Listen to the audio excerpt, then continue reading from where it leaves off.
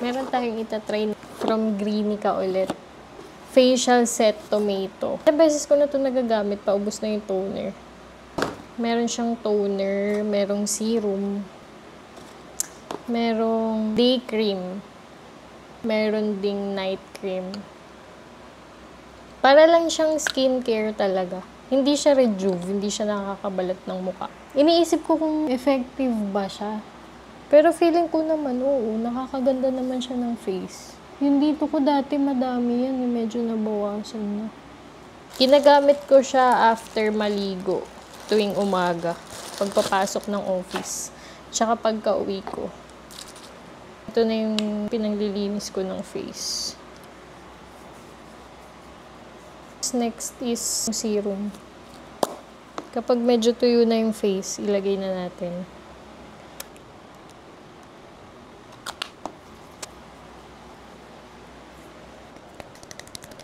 Ayan, tuyo na siya. Di ba parang nakaka-glow? Next, day cream. Color white siya.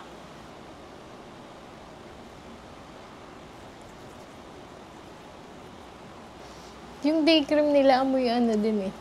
Parang baby. Pang baby na product.